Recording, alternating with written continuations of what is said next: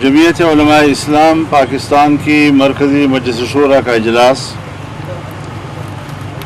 2 اور 3 نومبر کو یہاں اسلام آباد میں منعقد ہوا اور آئین میں 26ویں ترمیم کے حوالے سے یہاں پر جو مذاکرات ہوئے اور جو حتمی بل پر اتفاق رائے ہوا، مرکزی مجلس شورا نے اس پر اطمینان کا اظہار کیا۔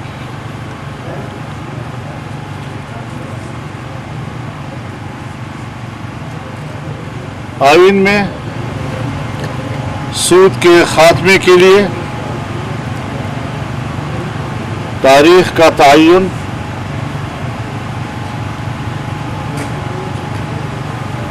شریعت کورٹ، فیڈرل شریعت کورٹ کو مضبوط بنانا، ان کی اختیارات میں اضافہ کرنا اور اس کو حقیقی معنوں میں ایک عدالت تسلیم کرانا، اس کے ساتھ ہی اسلامی نظریاتی کونسل کی سفارشات پیش ہو جانے کے ساتھ ساتھ پارلیمنٹ میں اس پر بحث کرنا آئینی طور پر لازم قرار دیا گیا ہے۔ جمعیت علماء اسلام کی مرکزی مجلس شورا نے اس پر خراج تحسین پیش کیا ہے اور قوم کو مبارکباد دی ہے۔ دینی مدارس کے حوالے سے ان کی رجسٹریشن اور بینک اکاؤنٹس کا جو ایکٹ پاس کیا گیا ہے، اسے بھی مرکزی مجلس شورا نے ایک مستحسن اقدام قرار دیا اور پورے ملک میں دینی مدارس نے اس پر اطمینان کا اظہار کیا ہے۔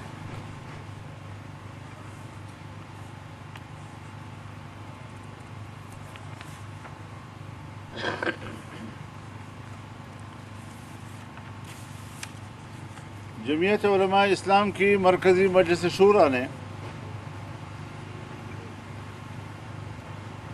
فلسطین پر اور غزہ کے عوام پر وحشیانہ بمباری کر کے جن جنگی جرائم کا ارتکاب کیا ہے،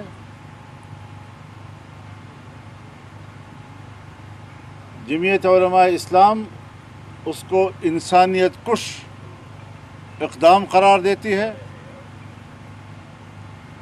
اقوام متحدہ کی ہدایات کے باوجود اس پر عمل درآمد نہیں ہو رہا، عالمی عدالت انصاف کے فیصلے کے باوجود اس پر کوئی عمل درآمد نہیں ہو رہا ہے۔ اس حوالے سے عالمی قوتیں وہ ایک ظلم اور انسانی قتل کی حمایت کر رہے ہیں۔ امریکہ ہو یا مغربی دنیا، اسرائیل کی ان مظالم کی حمایت کے بعد انہیں انسانی حقوق کی بات کرنے کا کوئی حق حاصل نہیں ہوتا۔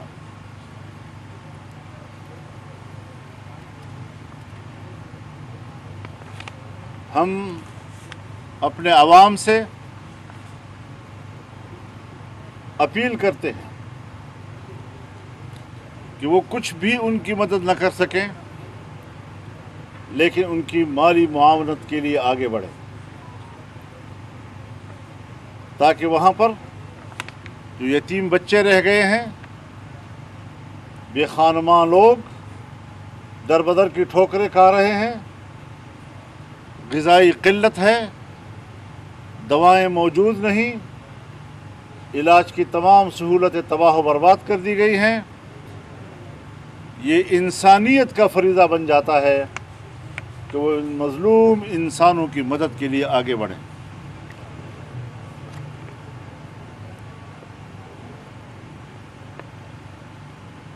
حکومت ایک نئی قانون سازی کی طرف جا رہی ہے اور اینٹی ٹیررزم ایکٹ 1997 میں ترمیم کرنا چاہتی ہے۔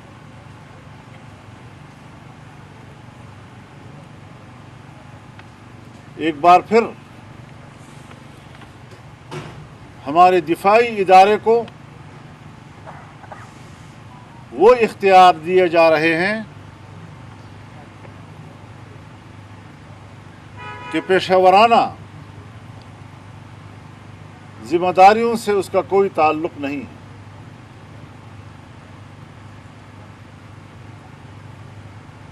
پہلے نیب سے شکایت تھی، اس کے اختیارات کم از کم کیے گئے، لیکن آج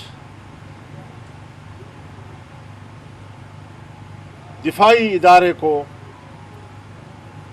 بے تحاشا اختیارات دے دینا کہ کسی کو بھی شک کی بنیاد پر 90 دن تک اپنی تحویل میں رکھ سکتا ہے اور تحویل کی اس مدت میں مزید اضافہ بھی کر سکتے ہیں۔ میرے خیال میں یہ ایک سول مارشل لا ملک پہ قائم کرنے کے مترادف ہوگا۔ یہ جمہوریت کے چہرے پر ایک دھبہ ہوگا۔ میں نہیں سمجھتا کہ پاکستان پیپلز پارٹی اور پاکستان مسلم لیگ نون، جو جمہوریت کے علمبردار، ووٹ کو عزت دینے کے علمبردار، آج وہ ایک ایسا ایکٹ پاس کر رہے ہیں کہ جو اپنے ہی ہاتھوں سے جمہوریت کے چہرے پر کالک ملک رہے ہیں۔ ان کو اس بات سے احتراز کرنا چاہیے۔ جمہوری ادارے اس قسم کے قوانین کی اجازت نہیں دے سکتے۔ پھر ہمیں یہ بھی دیکھنا چاہیے کہ 26ویں ترمیم میں حکومت بیٹھے، حکومت سوچے کہ 26ویں ترمیم میں کن کن شقوں کو واپس لینے پر وہ آمادہ ہوئی، اور 26ویں ترمیم کے اصل مسودے میں جن شقوں کو واپس لینے پر وہ آمادہ ہوئی ہے، کیا یہ آج کا ترمیمی ایکٹ یہ اس 26ویں ترمیم میں حکومت کی اپنی آمادگیوں کی نفی نہیں کر رہی؟ کیا یہ نیا ایکٹ 26ویں ترمیم کی روح کے منافی نہیں ہے؟ کیا یہ آئین کا تقاضا ہوگا کہ کل آپ نے 26ویں ترمیم میں وہ سارے کردار واپس لے لیے کہ جس سے ہمارے آرمڈ فورسز کو سول کے اندر اختیارات میں اضافہ مل رہا تھا، آج دوسری طرف سے آپ نے ایکٹ پاس کر کے اپنے ہی اس عمل کی نفی کی ہے؟ یہ آئین کی توہین ہے، آئین کے 26ویں ترمیم کی توہین ہے، پارلیمنٹ کی توہین ہے، جس نے کہ یہ 2-4 روز ہوئے پاس کیا اور آج آپ اس کی نفی کر رہے ہیں۔ وقف املاک ایکٹ،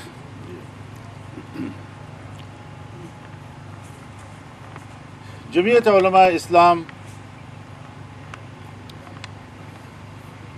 اس سے پہلے بھی اسلام آباد کی حدود تک پاس کیے گئے ایکٹ جس کا تعلق وقف املاک کے ساتھ ہے، اس کو غیر شرعی قرار دے چکی ہے، اور یہ صرف جمعیت علماء اسلام کی رائے نہیں بلکہ یہ امت کا اجتماعی رائے ہے، اور اسلامی نظریاتی کونسل اس ایکٹ کے خلاف اپنی رائے دے چکی ہے۔ آج اسی ایکٹ کے قریب قریب اس کے مماثل ایک ایکٹ ہندوستان میں پاس کیا جا رہا ہے. اس سے آپ اندازہ لگائیں کہ اگر آج وہاں کی گورنمنٹ وہاں کے مسلمانوں کی اربوں ایکڑ پر مشتمل مسلم اوقاف کے خلاف ایک قانون پاس کرنے جا رہی ہے، ہندوستان مسلمان کے جائیدادوں کو جس طرح ہڑپ کرنا چاہتا ہے، ان کے وقف املاک کو جس طرح ہڑپ کرنا چاہتا ہے، پاکستان کی حکومت نے پاکستان کے اندر رہ کر مسلمانوں کے اوقاف کو ہڑپ کرنے کی کوشش کی. کوئی ضمیر ہے کہ اس ضمیر کو ایک دفعہ جھنجھوڑا جائے کہ ہم پاکستان، اسلامی جمہوریہ پاکستان میں اسلامی احکامات کے ساتھ کیا کھلواڑ کر رہے ہیں، اللہ کے دین کے ساتھ کیا مذاق کر رہے ہیں. مبارک ثانی کیس میں سپریم کورٹ نے فیصلے دیے، بالآخر سپریم کورٹ کو اپنے فیصلوں کی اصلاح کرنی پڑی. اسی طریقے سے شادی بیاہ کے معاملات، دوسرے نکاح کے معاملات پر جو سپریم کورٹ کے فیصلے آئے ہیں وہ قطعی طور پر قرآن و سنت کے احکامات کے خلاف ہیں. میں نے اپنی عائلی زندگی میں نہ سپریم کورٹ سے پوچھنا ہے، نہ میں نے حکومت سے پوچھنا ہے، میں نے اللہ کے حکم کے تحت کرنا ہے. میں نے اللہ سے پوچھنا ہے اور اللہ ہی کے سامنے جواب دوں. میں اعلان کرتا ہوں کہ میں کسی سپریم کورٹ کے ایسے غیر شرعی فیصلے اور حکومت کی طرف سے پاس کیے گئے غیر اسلامی قانون کا پابند نہیں ہوں گا. آئین کہتا ہے کہ ہر قانون قرآن و سنت کے مطابق ہو. کورٹ پابند ہے کہ وہ قرآن و سنت کے مطابق فیصلے دے گی. ایسے فیصلوں کو ہم تسلیم نہیں کر سکتے. ہم اس کے خلاف جائیں گے، دوبارہ کورٹ میں اپنا مقدمہ لے کر ہم جائیں گے.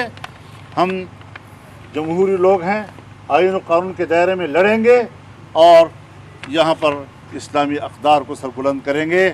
اسلامی اقدار و احکامات کو انسانی حقوق کے منافی قرار دینا کسی ملحد کا کردار ہو سکتا ہے، کسی اللہ کے سچے بندے کا کردار نہیں ہو سکتا. ہم کبھی بھی دفاعی پوزیشن پر آ کر اسلام کی جنگ نہیں لڑیں گے. ہم واضح طور پر کہنا چاہتے ہیں کہ ہم اس ملک میں جارحانہ انداز کے ساتھ اللہ کے دین کی جنگ لڑیں گے. ہم آگے بڑھیں گے انشاءاللہ، اور اس حوالے سے ہم عوام میں بھی جائیں گے. ہم عوام میں بیداری پیدا کریں گے. ہم عوام کے اندر ایک شعور بیدار کریں گے کہ آپ کے ملک کے اندر اللہ کے دین کے ساتھ کوئی کھلواڑ نہ کر سکے، چاہے وہ ہماری اسمبلیاں ہوں، چاہے وہ ہمارے حکمران ہوں، یا چاہے وہ ہماری عدالت ہوں. سکھر اور پشاور عوامی اسمبلی.